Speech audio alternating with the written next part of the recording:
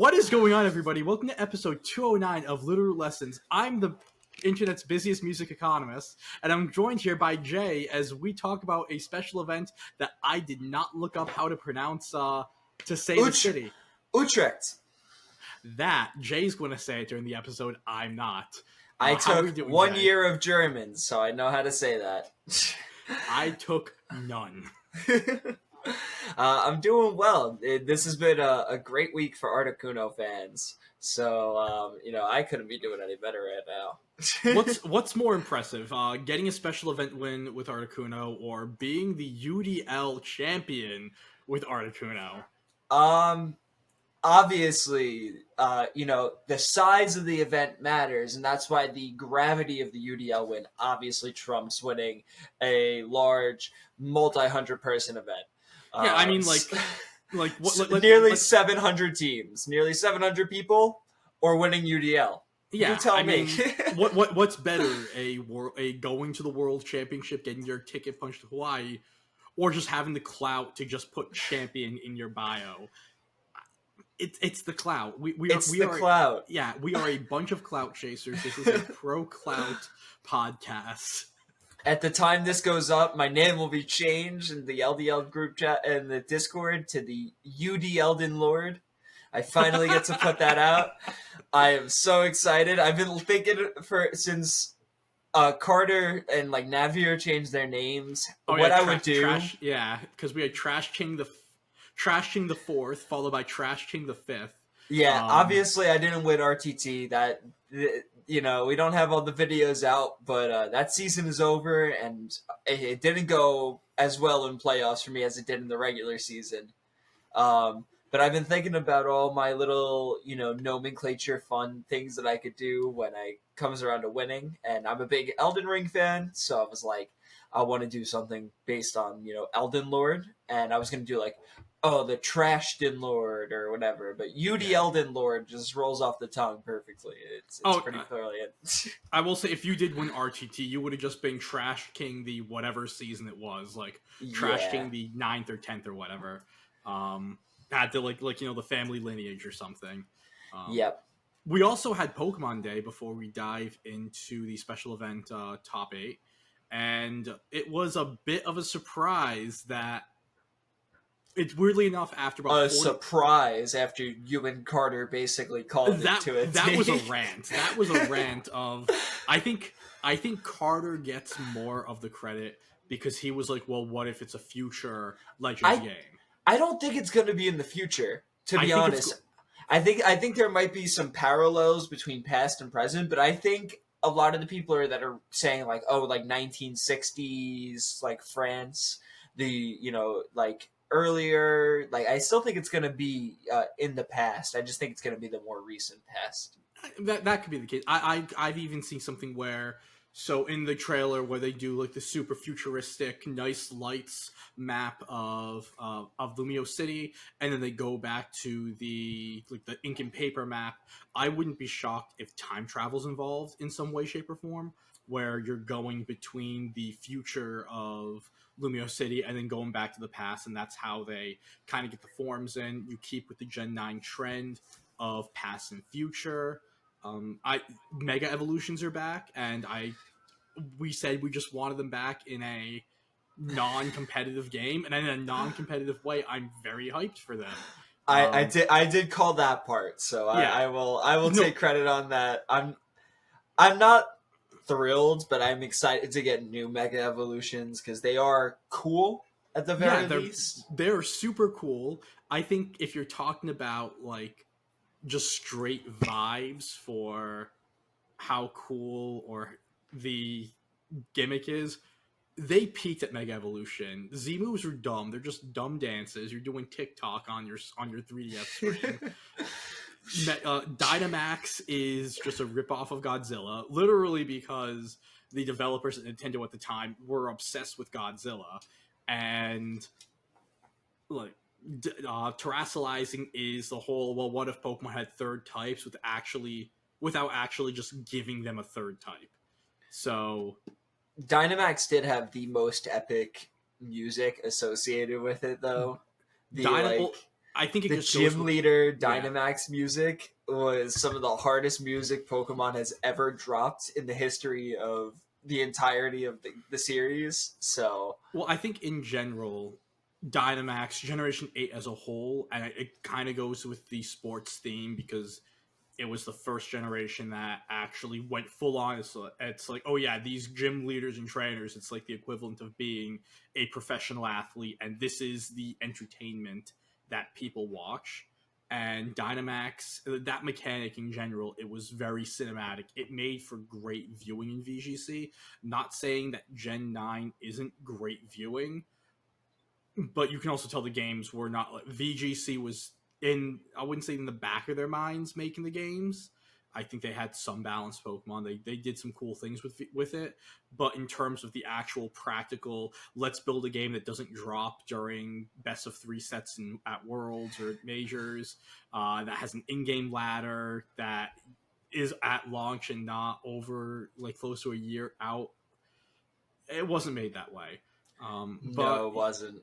I we don't know why they took those stadiums away from us. That was I so legitimately do disappointing. not. It was so great. But this is what we have, and it has been good. And this weekend, honestly, if you're a VGC fan and you did not watch the special event this weekend, you are really, really missing out. Usage stats for the Pokemon in the grand scheme of things, it's kind of what we expect. Fluttermane, Ogerpon, Wellspring, Incin, Raging Bolt, Lando Eye, Torn Eye, Rillaboom, and then towards the end we have Single Strike Urshifu just eking out Rapid Strike, Chien-Pao, Amoonguss, Gambit, Farigiraf, Goldengo Hands. That's your top 15 in usage. Then we have like again other like just around with the top 20, Gouging Fire, Heart Flame Mask, Indeedee, Chi-Yu, and Blood Moon Ursaluna. These are the Pokemon you expect to see, and when we move to day 2, we actually saw Fluttermane drop all the way to 6th in usage, with Incin and Raging Bolt being 1-2 in day 2. And Raging Bolt peaking at over 50% usage as well, which is not that surprising, but seeing both Ogerpon and Fluttermane take that downturn and go from what has been, the big 1-2 for the entirety basically of the season, all the way to Fluttermane down in, I believe it was 6th, and Ogerpon down in either 3rd or 4th. It was pretty insane. Yeah, so it was a top 49, I believe. 49 players made cut. Yeah, Fluttermane at 6th. Then you had Single Strike Urshifu and Chien tied for 7th, and Rapid Strike. So Rapid Strike, it's on the rise. A Mon that was struggling specifically in day 1 to day 2 conversion, had a really great conversion at the special event, and then a bunch of Pokemon in this tied for 12th, Hisuian Arcanine, Tornadus, Ursaluna, King Gambit, and right behind them, Alolan Ninetales and Chi-Yu. So the Alolan Ninetales in specifically is an absolutely crazy tech. And this new snow team, the weather that no one was talking about, took this event by storm. And we're just going to see it as we start with the top teams. Shout out to Nikhil Reddy, TO, 14-3 record with a snow team. Lando Eye, it's Lando Eye, Wellspring Ogerpon, the Light Clay variant of Alolan Ninetales, Banded Head Smash Hisuian Arcanine, AV Raging Bolt, and the Mono Ice, Terra Ice, Specs, Sheer Cold, Articuno. Absolutely unhinged from To, and there's only 2 protects on the entire team as well, which is even more impressive in my mind. This team is just one of those things that you see on like the GC or on ladder, best of 1 ladder, and you're like, oh yeah, like this person doesn't know what they're doing. It's like, that's cute. And not only did 1 copy make the top 8, but 2 did. Yes, and they played each other in the top 8. Amir Abdulovsky, sorry about that. Same exact six. I do believe that they built together. They did not. In Tio's interview, he actually said that Emil had reached out to him and enjoyed what he was seeing from the team, and then ended up taking the team himself. And I know you're about to probably bring it up, but Caro believes that he might have done some tinkering with some of the EV spreads, Yes. considering his Articuno won 3 speed ties in a row. Yep. Yeah, we saw that. We saw his. I believe it was his Ogerpon was consistently faster than Tio's.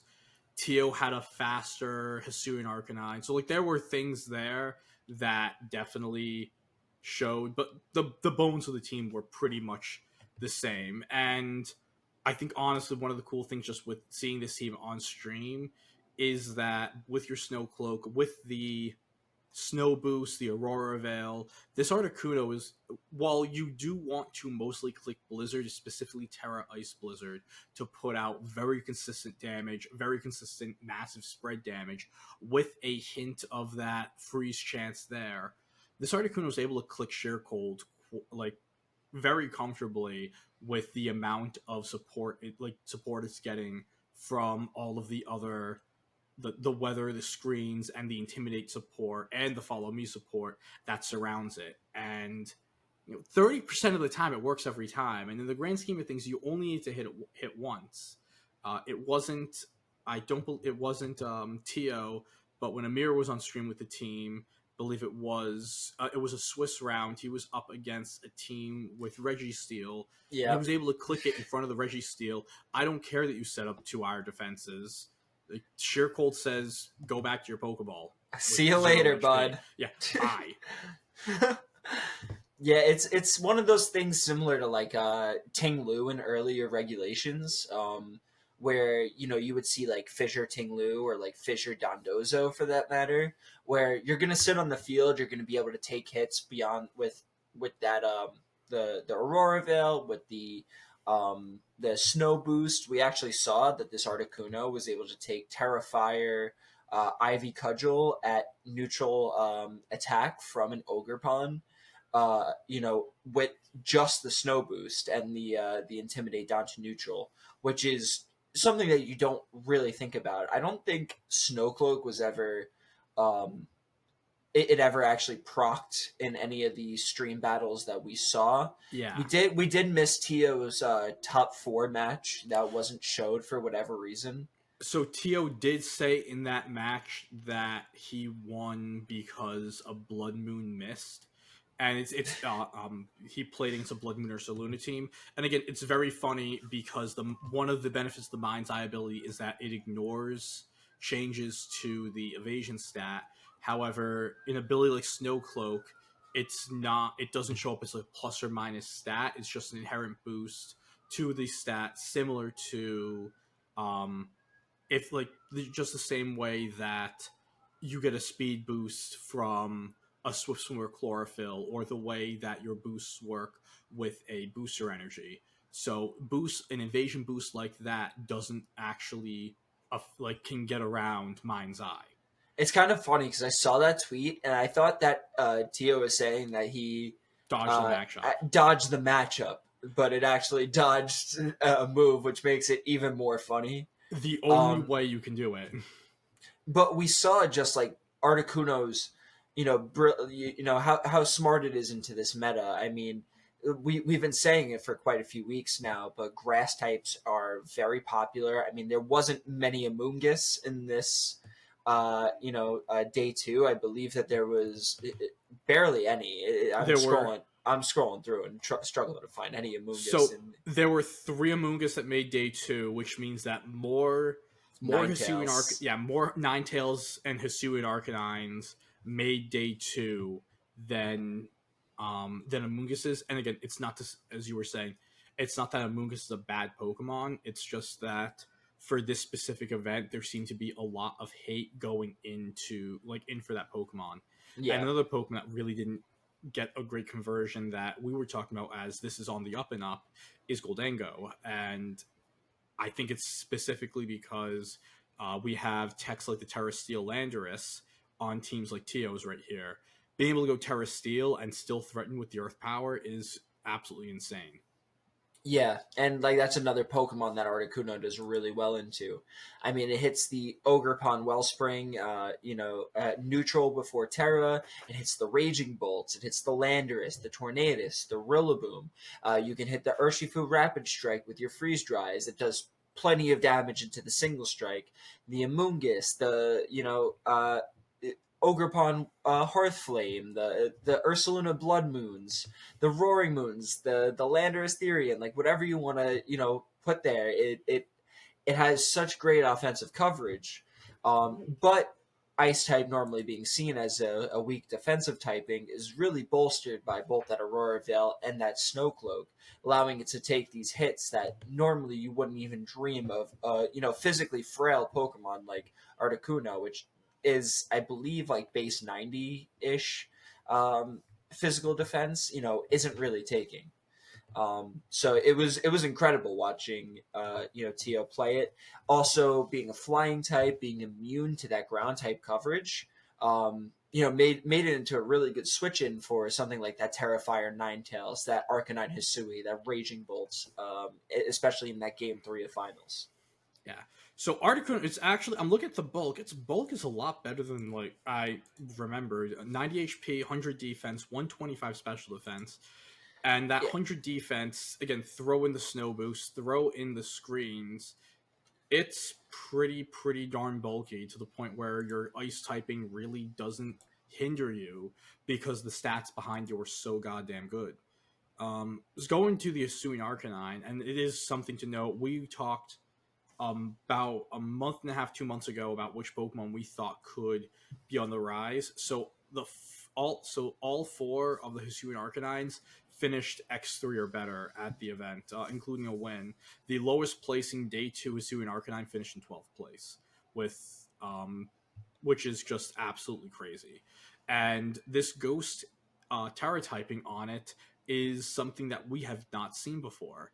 Again, it's specifically to avoid the fake outs, which Hisuian Arcanine is fake out bait since it usually is carrying this choice band item here. But in general, if we go back and look at the Terra typings, Ghost was the third most popular Terra type in Day 2 and third most popular overall. When you look at the overall stats of the teams, Ghost was on just over 10% of the Pokemon brought to the entire event were Terra Ghost. It was the third most popular Terra type, and we saw it a lot on stream, whether it was Incineroars or Hisuian Arcanines, something about fire type intimidators using this Terra Ghost. It was honestly one of the other stories of the event to me was this increase in usage of the Terra Ghost.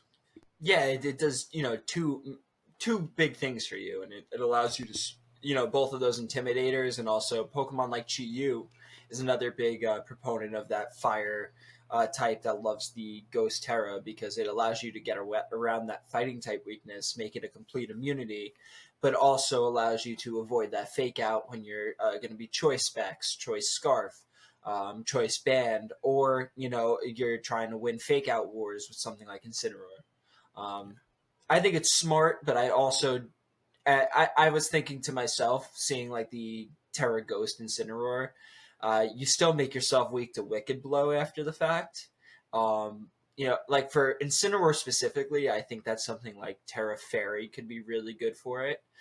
Terra Dragon is another really great, Terra typing for it. But I do understand where the Terra Ghost mindset is at. Yeah. Moving on, the next person, second place, Aurelian Sola. So Aurelian, it was a really great finals, not only because you had Tio, who was gunning for a very unique team winning an event. Aurelian was going to finals, was undefeated throughout the day. I saw one tweet. I think if he did win, it would have been the first undefeated regional or like regional / special event run of the Nintendo Switch era, and maybe the first since 2018, 2017-ish. And what the team that he ended up bringing and coming in second with is relatively standardish balance. We see that in general, balance was all over this meta, and in the grand scheme of things, it is a balanced meta. You can even say that Nikhil's team is the aspects of Raging Bolt, Ogrepon, Hisuian Arcanine, Screens. Those are definite balance elements. But when you say balance in this format, Aurelian's team is definitely more where you go with the AV Raging Bolt, Fluttermane, an Ogrepon, Darkfu, Lando, and a filler spot that's usually some like fake out somewhere. I think the interesting thing here is the Rillaboom is a Miracle Seed Rillaboom with Protect. And while he did have the Rillaboom, he did not go with the Grassy Glide on the Ogrepon Heartflame. Yep. Another interesting aspect of this team is the Landorus is actually running Taunt rather than Substitute. This one opted for Terra Poison, while a lot of them this weekend were going with that Terra Steel. You have some really good speed control options as well within the Fluttermane and the Raging Bolt between Icy Wind and Electro Web. Yeah, you also have redirection with the Ogrepon, and then two modes of priority with the Sucker Punch from Urshifu and the Grassy Glide from Rillaboom.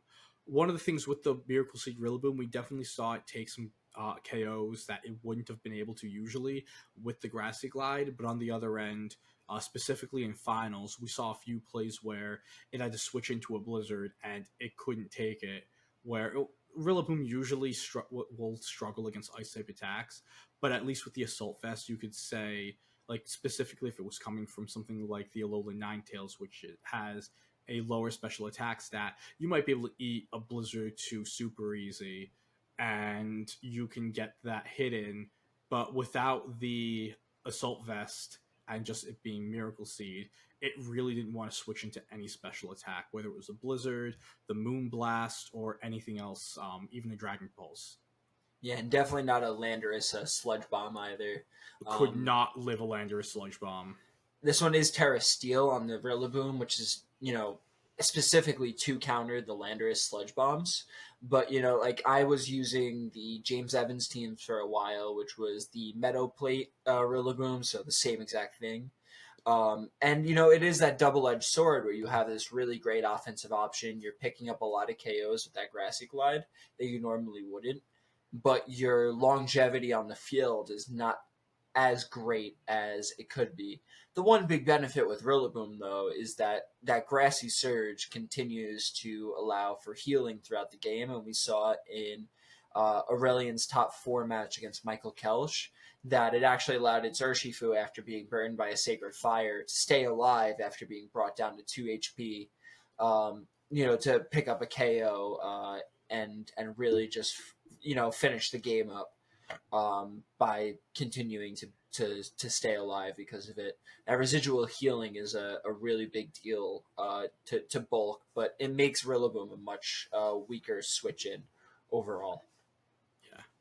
Looking at the other teams, and again, as I said, that this is a standardish balance, or at least the idea of balance. We see other team comps in the top 8 very similar.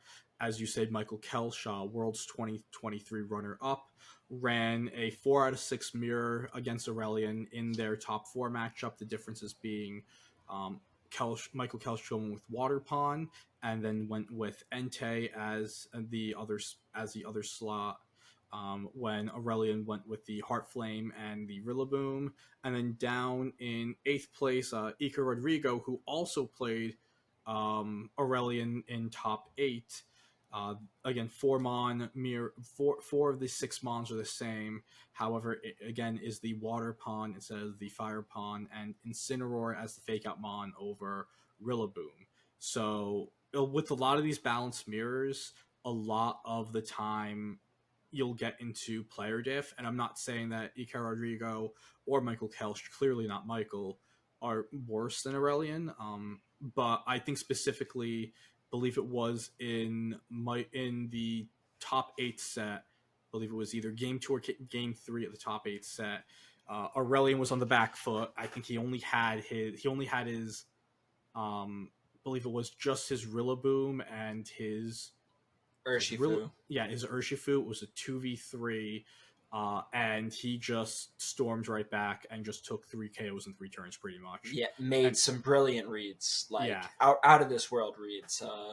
Jody were just insane to me.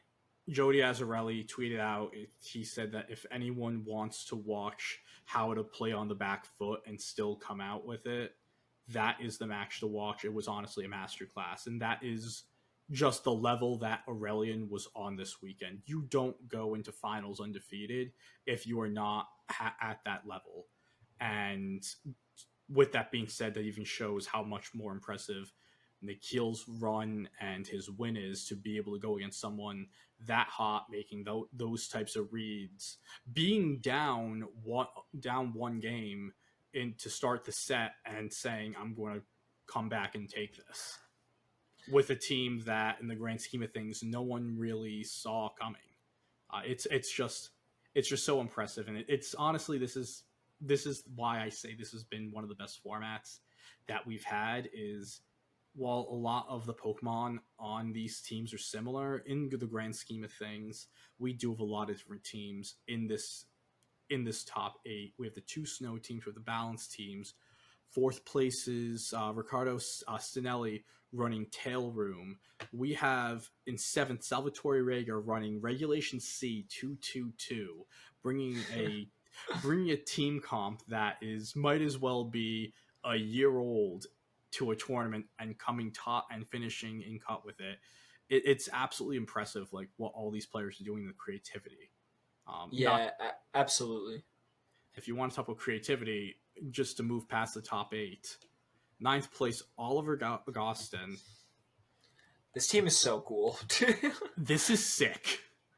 So he's in Justin Knox's server with me, and he's been on this Iron. I've seen him just mention, "Oh yeah, I'm bringing Iron Boulder." This is the best finish Iron. This not only is this the best finish Iron Boulder has had this season, it's also the best finish that Grimmsnarl's had. So also Okidogi, I believe, too. Okidogi made Okidogi. Did it have like a top 8? Yeah, it had top. Justin Knox cut with it. At the. Give me a second. What was the one in Illinois? Was it Illinois? Peoria? Yeah, the fake city. Yeah, Peoria. Everything in Illinois is fake except for Chicago. I have a bit to keep up. If it's west of Pennsylvania or south of like Delaware, DC, it's not real. But yeah, this is a super cool team. Iron Boulder is it can hit really hard. The Terra Rock with Mighty Cleave, to have that choice band that ignores protects, is super great. And to go on with other techs, Tailwind, Roaring Moon as your speed control. You have the screens and the speed control with Thunderwave from Grimmsnarl as well. Ogerpon's just Ogerpon. It's one of the best Pokemon of the game. It's one of the This best one is Pokemon. Swords Dance Wellspring, though, which is like very unique for the Wellspring camp. So you're able to have that setup move with the Wellspring because of the immediate pressure that the Iron Boulder brings, and the fact that you have the screens. It's the same exact reason where you're able to do the Nasty Plot Golden Go pretty easily too. With a Citrus Berry, however, instead of the leftovers, Oliver going for that chunk recovery instead of the gradual recovery turn over turn, which also makes it a little easier where if you are going to switch your Goldango out, it's not like it has to be on the field for it to get its HP back.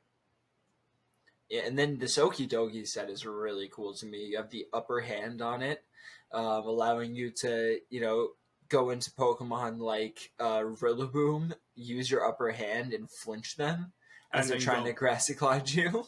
Even Fake Out, and this is probably not that people are going and saying, "Oh, I need to run Terra Ghost Instant for Okidogi." But if you're not running Terra Ghost Instant, upper hand not only stops your Fake Out, but does super effective damage into you, especially because you just gave it a +1 with the Guard Dog ability. I was unaware that it worked on Fake Out too. Yeah, so it's So yeah, it's all pretty much all priority.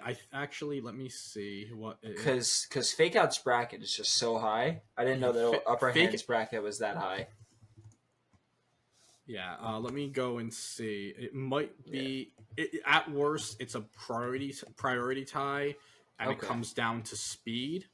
Let me I do see. want to say, as someone who used the Grimmsnarl Golden Go combo for a long time in my UDL run, I was not incredibly impressed with that combination, and I actually dropped Grimmsnarl halfway through the season for my beloved Chi-Yu.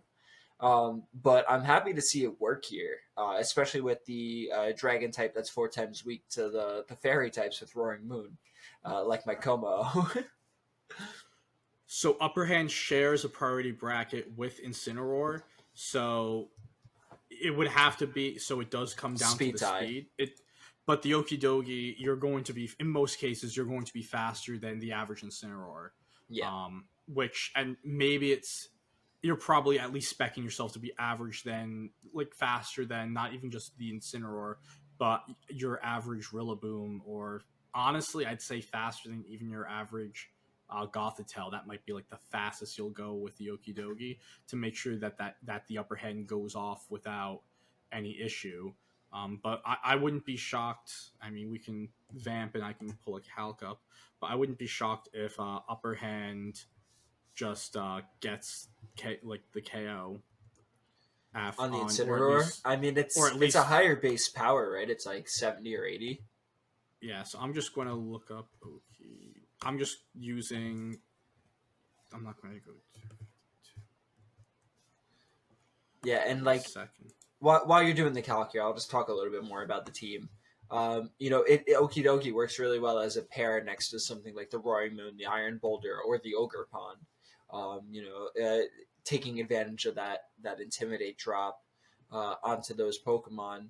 You like set up your Tailwind with your Roaring Moon. You can switch out your Iron Boulder into something else, and you have some solid combos. You have some like Earthquake next to a flying type with the Terra Flying Acrobatics on the Roaring Moon. You can also click Earthquake next to the Wellspring Ogre Pawn because it's resisted before Terra. Yeah, And it's the honestly the psychic coverage with all the Tower Poisons is pretty good as well to be able to force something like the Landorus into a Tower Poison and to have that Psycho Cut where you can get the damage out and not have to click Earthquake and have it protect next to you or the Terra Flying Roaring Moon next to you. That's another super cool option with this. So upper hand with neutral nature, zero invest does 73 to 87% into. I just pulled up the Nerd of Now just regular spread of instant, which is 236 HP, 20 defense. But again, that's just no adamant nature, no EV yeah, so investment. so max attack, or mostly like heavy attack investment adamant, which the Okidogi more than likely is. Yeah, It probably is probably close to 252. I would assume on yeah, the if HP and you're attack. so yeah, the plus one 252 plus does it's about a little over an 81% chance to OHKO. So yeah, that's good, folks. Stopping the Intimidate and then also deleting the Intimidator, really really great in this metagame. Who would have thought that getting rid of Incineroar is a good thing? Not me. Yeah, definitely not super ideal to knock out the number one most used Pokemon in day two. And I have to say too, while we're on this team, I saw how Oliver bubbled here too. He I had the felt so bad. exact resistance as the eighth, as Eker, I believe, was an eighth, but then his opponent's resistance was It ever was so slightly lower than Eker's, so yeah, he two goes on to percent. the top eight. Yeah, it was like a percent, under 2% on the second tiebreaker, which is just absolutely heartbreaking. And there Truly were brutal. also a few other interesting teams that went 11-3 as well, which I don't think it's that hot of a take to go and say that we should just move to the X3 like non-uniform cut, and just if you finish with a high seed, you get a bye into top 8. I don't think like we do it during Worlds where everyone who's X2, and it's just we figure out how to get an 8-person bracket. So for this in perspective, for this for example, we would do okay. Everyone from 12th place and on goes into cut, and if you were seeds 1 through 4, you get a bye to the next top 8 bracket, and seeds 5 through 12, you play a best of 3 to move on to the next round.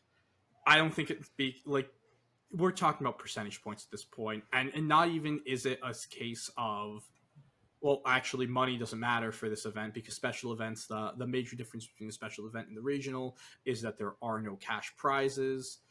So while Tio did get his Worlds invite, he did not get the $6,000 that he would have gotten if he won pretty much any other regional this season. But for like these regionals, there's a significant different cash prize if you're 8th place and 9th place. And for that to just be decided by percentage points completely out of your control, I'm a little on that. Like if you're, I agree. Yeah. So going through other teams that bubbled, so to speak, we have forehead Chorties. This is a Blood Moon Ursaluna Furgraf team after my own heart, with a lot of interesting text. It's the Blood Moon and the Furrig are the same, but he has the teal mask over Pond with the rocky helmet, Hisuian Arcanine over the Incineroar, Chien Pao, and Scarf Rapid Strike Urshifu. So the 4 Pokemon that he paired, 4 very physical Mons, it's a lot different than what we have seen in Regulation F to go with the Ursaluna and the Farigiraf, whether it be the classic version or the Tail Room version. Yeah, this gives you a really great fast physical mode, and then you can also, on the contrary, lead something like the Chien Pao or the Urshifu, U-turn out, get your Ursaluna in, and then go with the slow Trick Room mode and allow your Farigiraf and your Ursaluna to do tons of work. Big Teal Mask Ogre Pond fan myself. I still think that it should be Superpower over the Stomping Tantrum. But I understand, running these Stomping Tantrum there as well. I think the Stomping Tantrum, specifically for this team, I'm not sure where the Stomping Tantrum goes for Instant Calcs, but we do know that Instant is running the Terra Ghost, so Super Power isn't going to really work into those Terra Ghost Mons, and the Stomping Tantrum is also super useful against a Pokemon such as the Raging Bolt. So I think at least that would be my thought process on it. It also works super well into this team comp because the Urshifu, if it decides to go for an attack that isn't Surging Strikes, the Chien Pao and the Arcanine, they're all weak to the Intimidate, and having a Defiant Mon that is also super fast can boost itself to give it a plus.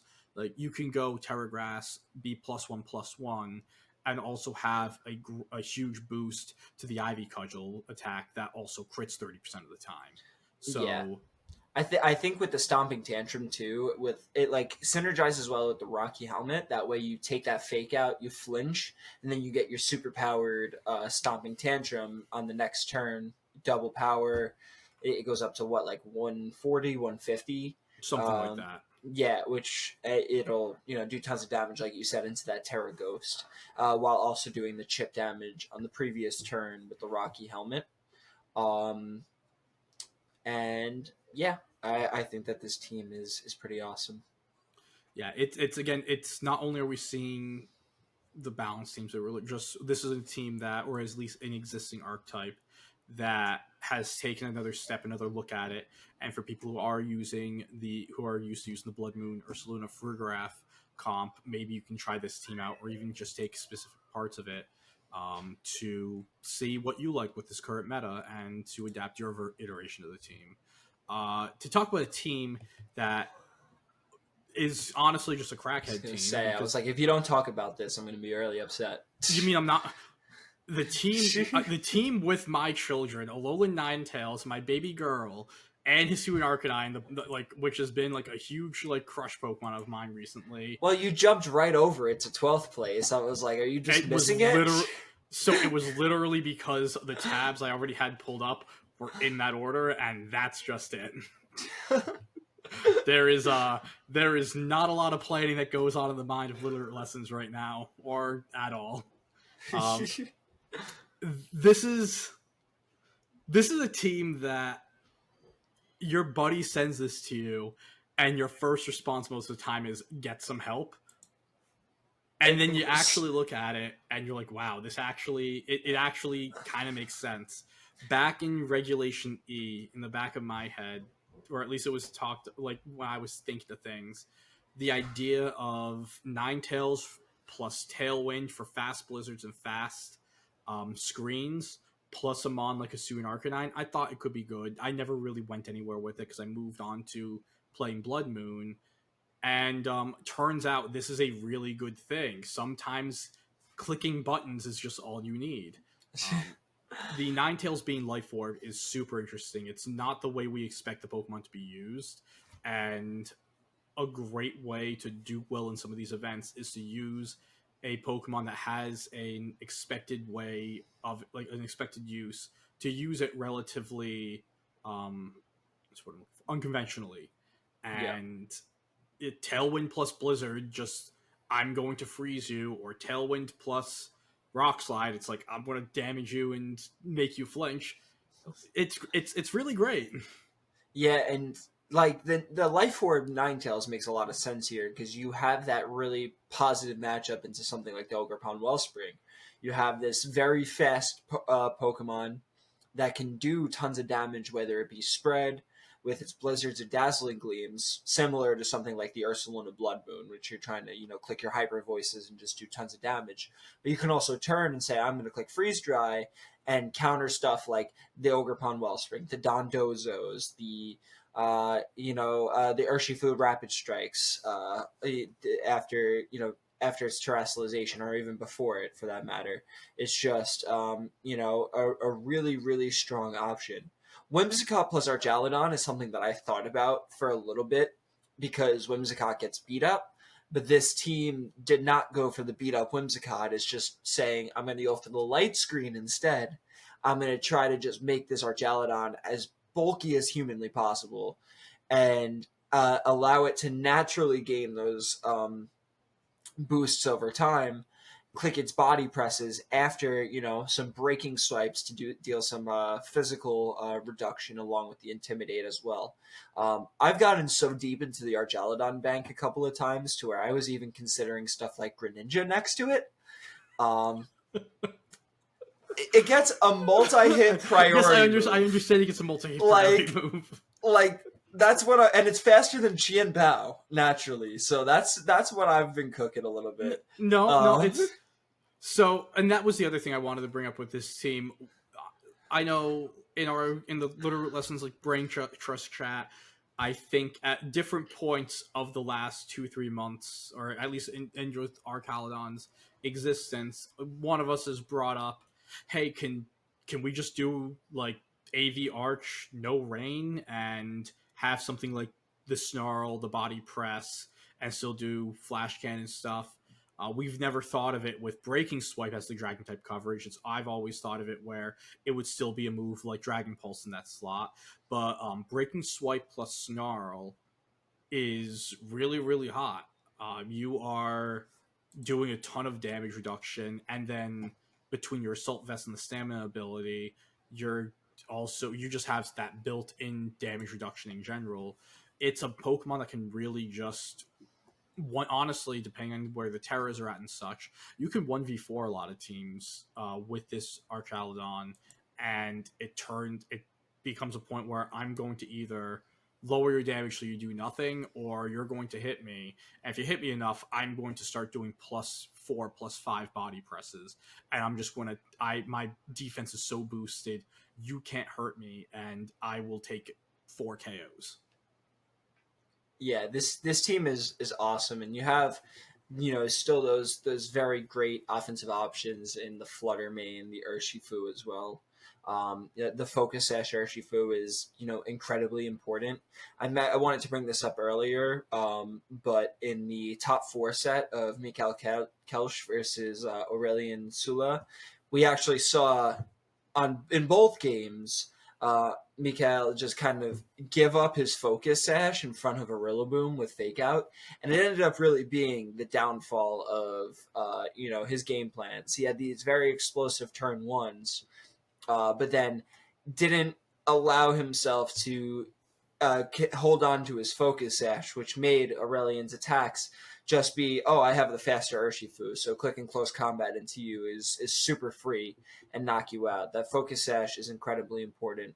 And you have the taunt on Fluttermane, which is, a really great option. The manual taunt, the non-prankster taunt, is a really strong option into stuff like Farigiraf teams specifically, and can really be a big game changer. And Encore on Whimsicott, of course, is another way to just bully your opponents if they want to click Protect in front of you at any point. Click Protect, click Fake Out. Like Encore is such a great move. I think Whims is a Pokemon that it struggles because Tornadus, it does the same thing with the fast Tailwind, and also Tornadus has Bleak Wind Storm, which can really punish the Whimsicott. Also, being weak to Incineroar is not great at all either. Yep. But you get all of these like super cool tech moves. I honestly, the light screen on this is really great. You're running a screens team with a Alolan Ninetales, but no, not the way that you think we're running it. And having that light screen to just help, really, I think it helps the Archilute on most.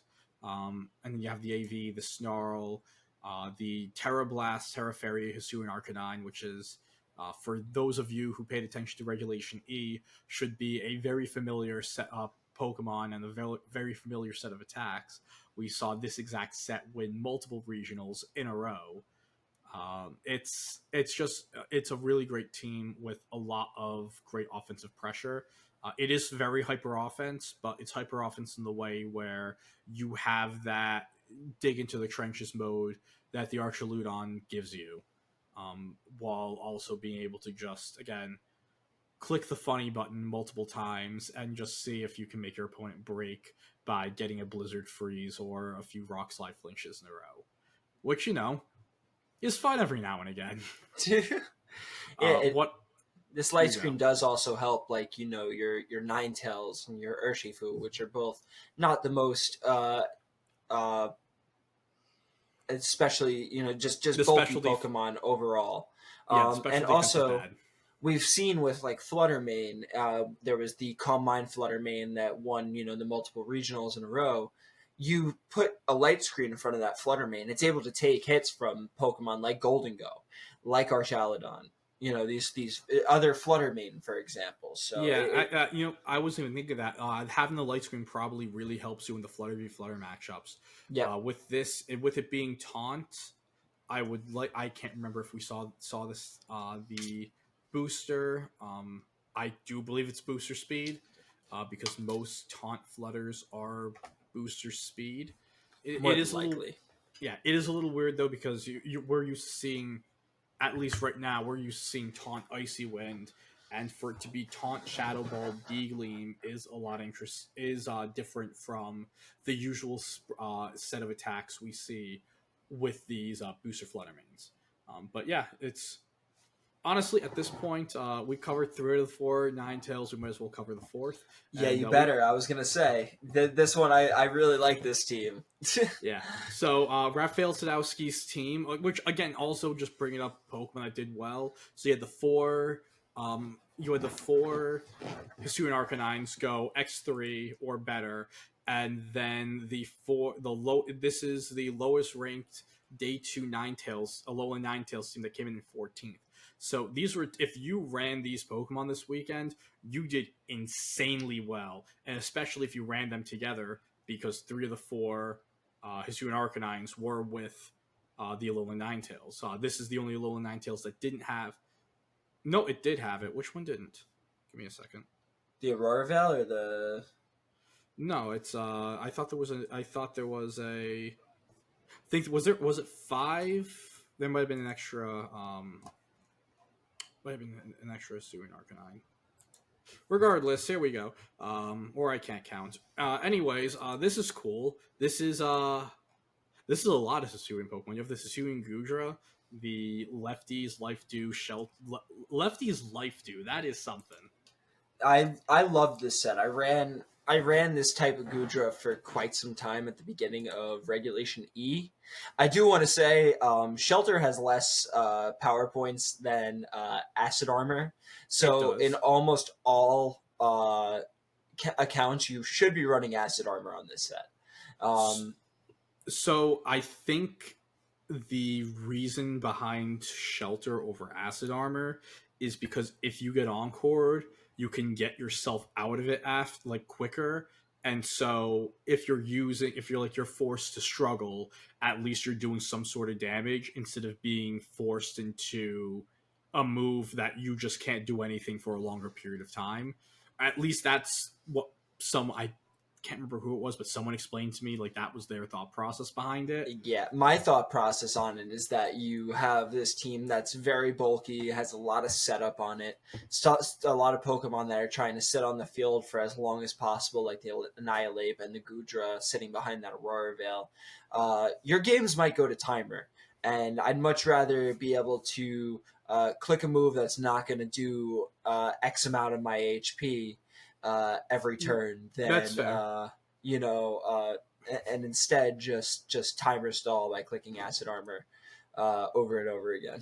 No, that is definitely another thought process. I think there's good things and good ideas in both. I wish Shelter did something better than just be an Acid Armor clone, which Gudra just gets, but it doesn't need to be. Gudra it would be, imagine if it had the physical, special, and evasion boost that it had in the Legends Arceus. So I wouldn't mind if it was a physical, it gets a physical boot, +1 physical, +1 special, like a bulky Calm Mind. No, the evasion boost, God no. But again, I'm just thinking out loud. Honestly, on a as I say like that, Gudra. Honestly, as I say that just sounds disgusting, and 150 base special defense. 150 base special defense. You get one of those babies up, and Landorus is probably not even 3-shotting you. So, on the opposite of I'm here for a good time, not a long time, which was Ivar's team, this is I'm here for a very long time. Yeah. Especially, yeah. Not seeing the I don't want to call it a naked Annihilate, but the Annihilate without a direct proc for the Rage Fist is very interesting. I know some people they'll Grassy Glide into their own Annihilate to give it a priority, little nudge, here you go, buddy, and to get that Rage Fist boost up. But there's no beat up next to it. There's no real proc like that. So I think that's another interesting thing where, similar to the Archaludon, it wants to sit there, it wants to boost up, and it's going to punish you for attacking into it. Yeah, and you pair that with the Life Dew and that Terra Steel, you can do the Grassy Glide stuff into it pretty free, and you can also even U-turn off of it to get something else in. You put that Aurora Veil in front of it, there is just a really nice mix of bulk and great offenses with the Chien-Pao, the Arcanine, the Rillaboom, allowing you to have that physical fast mode with some priority spam as well. I love this team. This team is very, very unique and interesting to me. Gudra Hisui is something that I have not seen in what feels like ages, and I definitely think it's a Pokemon that is slightly underrated. Its bulk, sheer levels of bulk is just outrageous. I think its biggest issue is that while you can bulk a hit or two from the Landorus Incarnate, it definitely forces you to Terra away from it. And even if you Terra away, there's not really ways for you to hit it. I don't know what the Heavy Slam. I don't think the Heavy Slam's doing a ton into it. It's big for Flutter. Yeah, the Heavy Slam's great for Flutter, but I think the Lando Eye, which is definitely again on a Pokemon that is kind of on a roller coaster of doing well and not doing well. Well, it's doing really, really well right now. Yeah. And that kind of hurts the Gudra, which makes it all the more impressive that it made it to 10-4, 14th place on day 2. Well, you pair it with these ice types here, and Well, a lot of yes. them are Terra Steel as well. Also, as I learned with my Orthworm, I clicked a heavy slam into a Dragonite when I really should have just been clicking body press, Yep. because when you get that set up, it doesn't really matter. Resistances don't actually matter anymore. Um, No. and yeah, it's you have these ice types that can force that Terra. You have the Ninetales with the good speed control with the icy wind, allowing you to drop that Landorus' speed, and then maybe also put your Gudra in a position to where you can click that body press into it. Terra Water, of course, just great defensive typing overall. Yeah, this team is freaking awesome. I think another thing to note as well, we're talking about how bulky this team is, how you want to go to timer, you want to play your hero for the long game. There's only 2 protects on this team. One of them being the Annihilate, but the other, like the Rillaboom's Assault Vest, the Arcanine's Banded, Hisuian Gudra. Could you have the protect over a move like Life Dew? Sure, but I think the Life Dew is going to give you more run for your money, along with to go with the lefty's recovery. And the Ninetales, which is honestly a Pokemon that has a mild case of 4-move slot syndrome, not even bringing in the Blizzard, but we have the D-Gleam, Icy Wind for speed control, Aurora Veil, and Freeze Dry. So no Protect there, no Blizzard. There's a few other really great moves. It gets Helping Hand, it gets Encore, it gets Disable. Like Alolan Ninetales, its kit is really, really great. It can do so much more than just be a screen spot or a Blizzard bot. And I hope after this event, people experiment with the Pokemon more, not just with the Articuno variant, but as we see here, this is a team that didn't use the Articuno. Ivar didn't use the Articuno as well, and the Ninetales on both teams were doing 2 very different things. So it's a Pokemon that is in a great spot in the meta right now. Ice types are winning as of late. They are on the rise currently. I'd say I'm the Ice King, but I can't anymore. Nikhil won the tournament with it, and he gets the crown until proven otherwise. He is the Ice King. Any other teams that really popped out to you? There were just I just wanted to point out Eric Rios and Alex Gomez's teams. They've been building together for the past, the Ever. couple of events, really. Yeah, and they both brought this interesting Volcarona team to the match here, to the tournament. They have Terra Fairy with Quiver Dance, Heat Wave, and Terra Blast on it. I did see that on stream. It was super interesting. The Will-O-Wisp on Incineroar, Calm Mind, Raging Bolt, and then the rest is relatively standard set-wise. Scarf Urshifu with the offensive Terra Water, Terra Ghost, Chien-Pao. We're either seeing usually either Terra Ghost or Terra Stellar, Terra Fire, AV, Rillaboom. I think all of these sets, and even the Incineroar is mostly standard.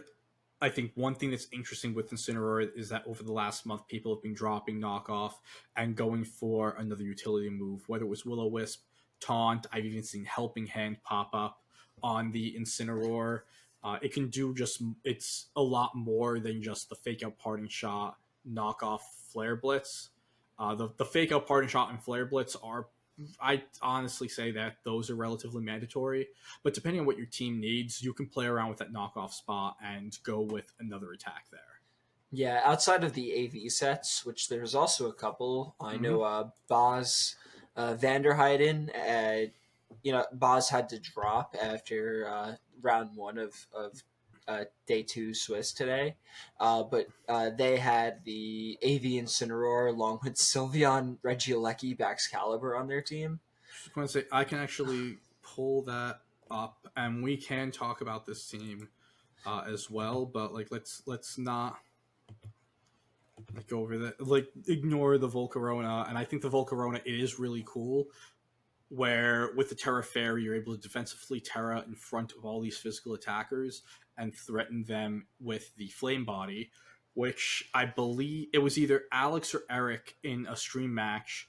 They were up against another Urshifu, and the Urshifu attacked into it was a surging strix into the Volcarona, and it had the Terra to make sure it lived, but on the second strike it procced the flame body, and the Urshifu was pretty much done from that point. Also in that match, the Volcarona got burnt by the Incineroar's by the opposing Incineroar's Flare Blitz, and the Incineroar got burnt after going like the opposing Incineroar went Terra Ghost and got burnt by a Heat Wave. And it was a point where you had two fire types, or at least Pokemon that usually are fire types before they terrestrialize, burnt. And what is regular like Gen 9 VGC, where that is a world where that exists? It is a fun time.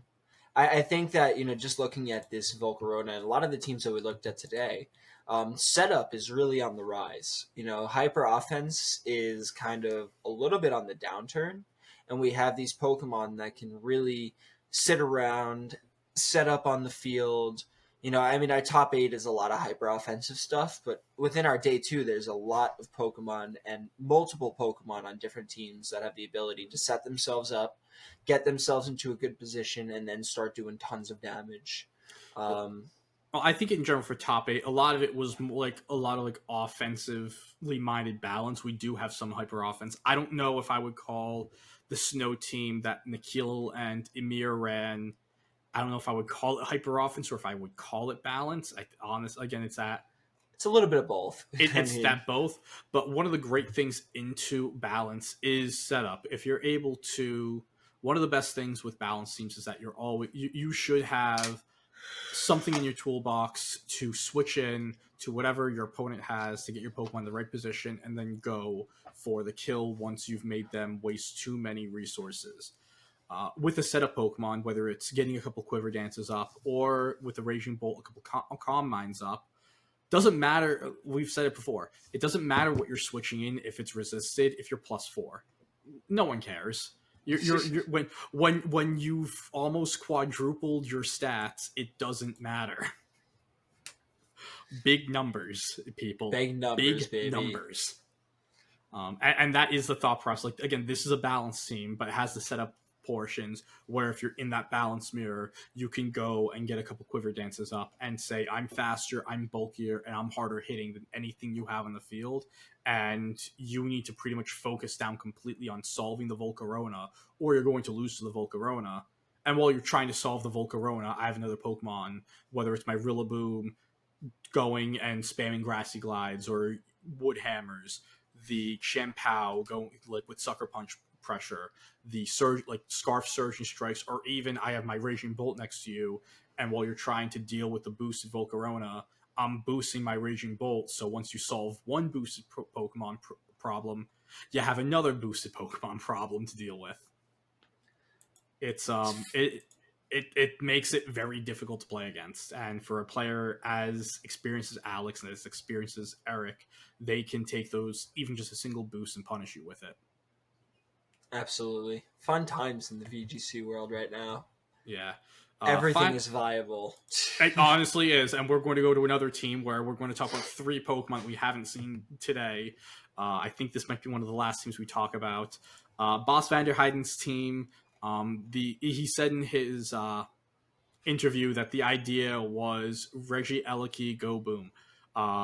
It doesn't do as much damage as it did in Generation 8, but it still does a lot of damage. And I think just building around it, giving it good Pokemon like Landoi, Incin, Ogerpon are really good Pokemon to support the Reggie Eliki, to let it do what it can do. It can threaten the Ogerpons, it can threaten the Scarf or Waterfoos, which is just, if these are Pokemon you're going to see a lot, having Regieleki to threaten them is great. The Sylveon and the Bax are the interesting pieces. So which one do you want to go over first? We can go over the Bax. I mean, the Bax is pretty standard, besides its Terra type, just being Terra Bug. I like the Terra Bug. I like it a lot. I know Carl has been a big proponent of the Terra bug throughout, the past, especially on Pokemon like Heatran. Yeah. Um, but the Terra bug does a lot for resisting Earth powers from Landorus, close combats from the Urshifus and other fighting types. Um, it does, leave you open to the fire type weaknesses, but with thermal exchange, you can at least take advantage of that. You have a nice amount of bulk on the Baxcalibur to begin with, so it's just a bulky Pokemon overall. And you pair that with like your speed control with Regieleki and your Incineroar as well, like it makes it even bulkier. You can take some of those fire type attacks from something like an Incineroar, for instance, get that thermal exchange boost and just go boom from there. Yeah, and specifically with the backs, going back to what we were talking about with the Ninetales, being an ice type is really great into this format. Ice Shard is a delete landers button. They need to either have like fake out plus sub to try to get around it.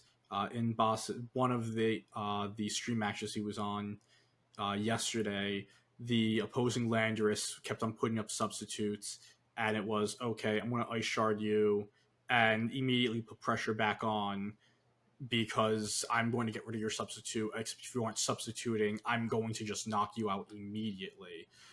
So to have that, especially if you force another Pokemon to Terra, is really great. The Sylveon is also a very interesting Pokemon, and Sylveon's one of the reasons why we saw a bit of a lower Flutter count in day 2. People are starting to try out a bulkier Fairy type than Flutter in that Fairy type special attacker slot. That isn't weak to Fluttermane as Yes, well. that isn't weak to Flutter Main, which or just something that really walls Darkfu. I talked to Jess about Sylveon a few days ago. I asked her because I think it was a team going around. It was a balanced team with Calm Mind, Raging Bolt, and Calm Mind. No, it was AV Raging Bolt, Calm Mind, Flutter. I said Calm Mind, Flutter. Calm Mind, Sylveon, and I was like, why is this Sylveon? It was protect. It was detect, Terra Blast, Hyper Voice, and Calm Mind with Terra Fire, and with lefties. And the idea behind it is you can go Terra Fire in front of the Goldengos, immediately threaten the Goldengos, and the boosts that you get from the Calm Minds help you against other Flutter. It helps you against Raging Bolt, and Terra Blast is a fairy type attack until you Terra, so it's always a good physical, good stab special attack to go with the Pixelate. This is a lot different from that. Quick attack with Misty Terrain is it's heat. It is. I mean, your quick attack allows you to go and pick up those Urshifu and those other Sash Pokemon. And the Misty Terrain is a really good Amoonguss counter, allowing you to stop things like Spore. It is your Tapu Fini at home, some might say.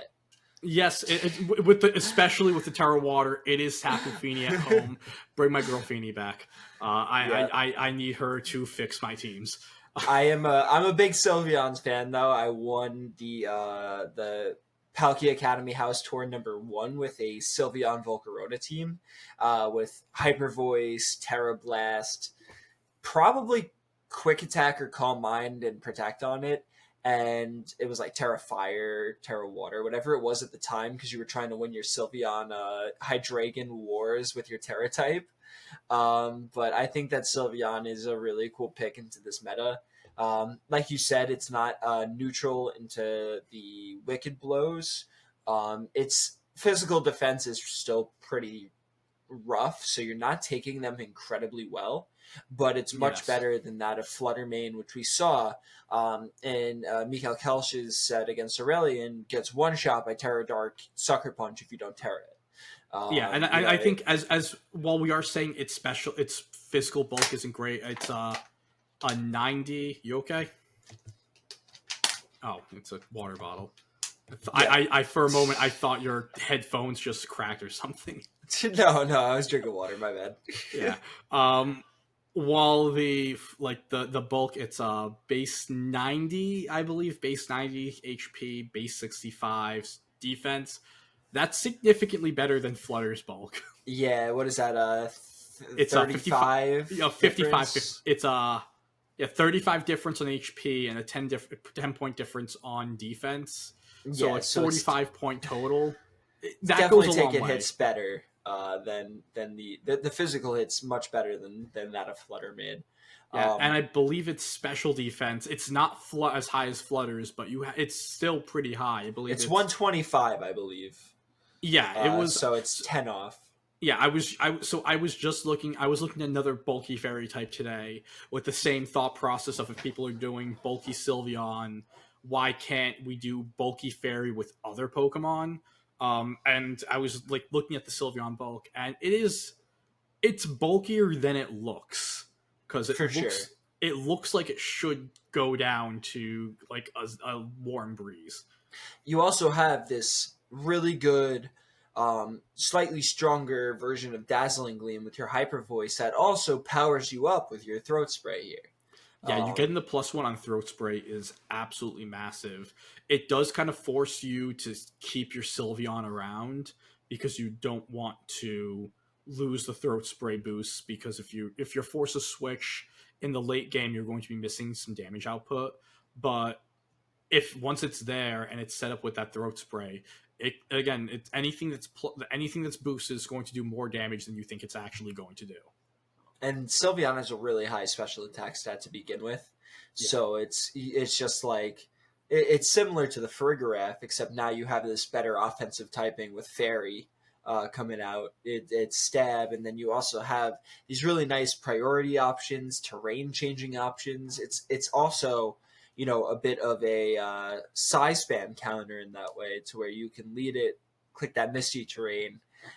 Get that size spam, the psychic terrain gone, and do some work that way. Yeah, even just getting rid of the grassy terrain to stop stop Rillaboom. I don't even know where my brain is. Stop Rillaboom from not even just the grassy glides, but give the boosts that the grassy terrain will give Urshifu. I did it again to give Rillaboom. I'm looking at there's not even Urshifu on the screen. I don't know. No, there isn't. What I'm doing. Nope. Give it the wood hammers from the Rillaboom, or even just like the grass type attacks from an Ogerpon. And then also the residual healing goes away too, which yes, it does. Is very key. Yeah, love this team. I wish Boz was able to finish out their round here, but they said they were not feeling well, and you gotta prioritize your health over mons. Yeah, sure. And we can check after, but I think that this placement, I think he was already kind of close to his World's Invite, so he might have gotten it, or at least got he definitely got closer if he doesn't have it, and where he might be thinking, am I going to really grind this out for an extra 15-20 points? Or I can just get that at an MSS or a PC or something coming up. Yeah, for sure. Yeah. Obviously, he wasn't in the best place to have to drop, especially given the quality run that they were putting together, all of yesterday as well. So, big congrats to everyone who did well in this tournament, especially to Articuno. That is my boy. That is it has been a very great week for Articuno between UDL and this. Obviously, like I said, UDL is much more important and a much bigger accomplishment. I don't. It's not even close. It's like it's like comparing like winning the Premier League to winning my like Smithfield like rec soccer league. Yep, Utrecht, UDL, hell yeah. And I did that all on video, so make sure you guys go check out the videos if you haven't. The whole run is there, so definitely great way to transition, I think, into our little plug segment at the end here. Yeah, give me a second to get our faces back on the stream, and I'm going to stop talking because I clearly don't know what Pokemon I'm looking at. All right. Thank you all so much for watching episode number 209 here. Make sure you follow us over on Twitter at LR Lessons. Go check out our YouTube channel where you can go and watch the UDL videos and watch all of our other podcasts and fun laddering videos. We're going to have some more of those coming out very, very shortly. Come join the community Discord. All of us hang out over there. You'll get to see my awesome new name in there as well. Check out the website, www.lrlessons.com. And check out our Patreon and Discord supporter link as well. Shout out to Johnny Bravo Sr. and Papa Swish for your support over on Patreon, and Smeargle for your support on Discord. With that, Utrecht is done. I believe we go back on a little bit of a hiatus for the next couple of weeks from events. EUIC is the next one, so when we come back, it's going to be a big one. We're gonna have some fun stuff planned for the next couple of weeks, so make sure you guys stay tuned, and we'll see you all in episode number 210. Peace out. Yep. Bye, everyone.